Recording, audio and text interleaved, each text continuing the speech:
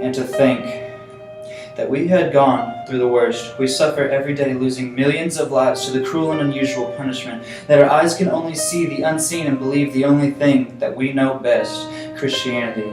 Oh, but we say, Jesus, come, oh Jesus, like the fire. Fire destroys, burns, and rises, different sizes of flames to run through our veins, with the ultimate sacrifice given and paid. But Jesus, oh Jesus, how can we stop the flesh from destroying the rest of us? When in all reality we fight, and in the end we see the light shining through our eyes. But wait, where's the justice, and how do we know when enough is? You see, we call ourselves Christianity, eyes blind to the Messiah. We can't see, but in Him we find victory. In Him we see Almighty Son of God who loves me. Blinders stretched across our face, numb to the faith and God-given grace. Oh yes, what is like no air filled with pollution? What kind that says it's okay for persecution? And when it happens, we will rise on wings like eagles with eyes of Christ and crushes evil, dirty lust, lies, and sinful people. Barabbas, the murderer, rebel, and thief, he holds to his flesh an only belief that Jesus will lose his rightful place to be free. Oh, in Jesus, yes, the one who frees us in the love of the Father, peace, strength, and a lot to offer. But what more? What more does he have to offer? Freedom, unity, grace to forgive, and more and more and more, so we can live. And don't forget the last solution when we stand firm in our persecution. Will it be perfect? No. But will it be worth it? Yes.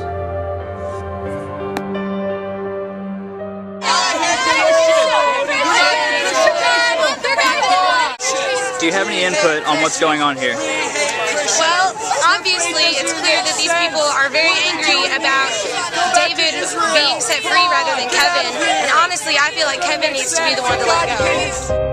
So I was stuck on the side of the road, my car broke down, I was in the middle of nowhere, and this guy took time out of his day and just stopped and helped me out and fixed my car for me.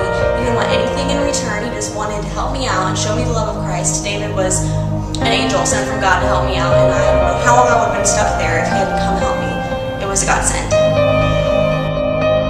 Why not David? Because he's a Christian, obviously. Why would we want the Christian to be free on the streets? I was walking into Walmart and all I can think of is I only have $10 for groceries.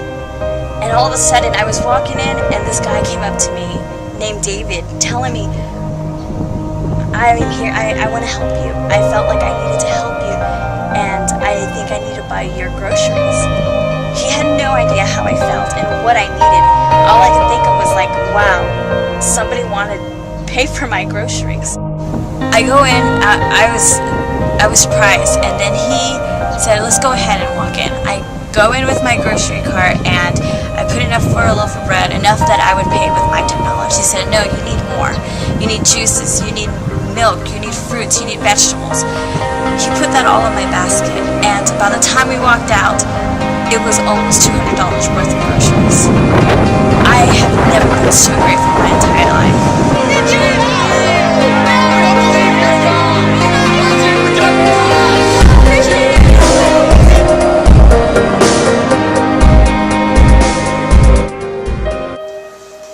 I was alone, walking into a convenience store when he grabbed me. He put his hand over my mouth and pushed me into one of the outside bathrooms. He forced himself on me and wouldn't stop. I tried to scream for help, but nobody could hear me. I was alone.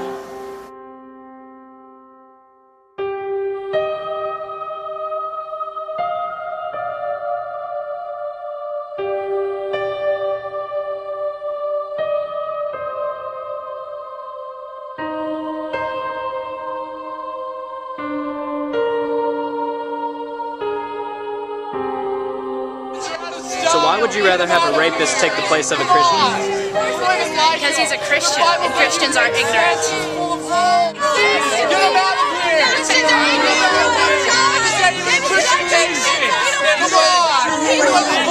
So who do you think should be the one to live? Kevin just made a mistake. I mean, that's much better than a lifetime of hatred.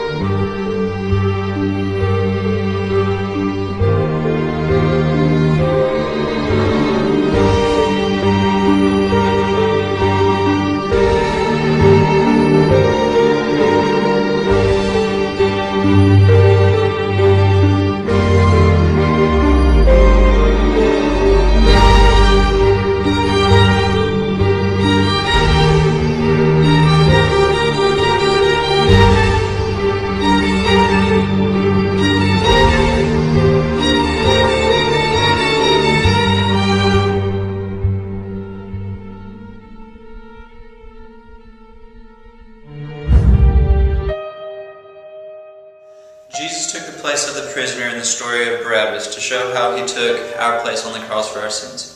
He was persecuted and named guilty in the place of the one who deserved it. John 15:20 says, "Remember the word that I said to you, the servant is not greater than his Lord. If they have persecuted me, they will also persecute you. If they have kept my saying, they will keep yours also." As we draw closer to the end times, we will be persecuted and possibly named guilty in the place of those who morally deserve it. 1 Peter 4:16 says, "Yet if any man suffers as a Christian, let him not be ashamed, but let him glorify God on this behalf." Jesus was whipped, beat to death, kicked, scorned, spit on, ripped from everything he had, betrayed and crucified with nails in his hands and feet. Are you prepared to face that level of discrimination? Is your faith strong enough to keep you pushing through when the battle comes? Are you willing to be a martyr for Christ? There are people in the mission field every day making sacrifices for their beliefs. Some are forced to give their lives.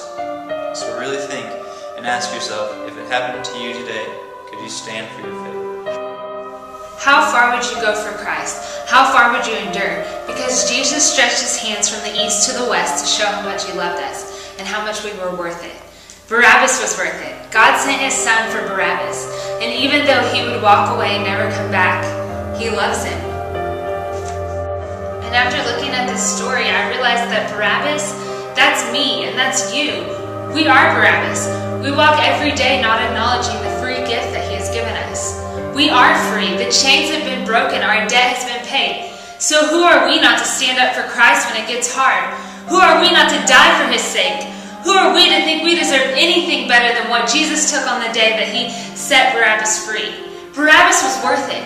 We are worth it.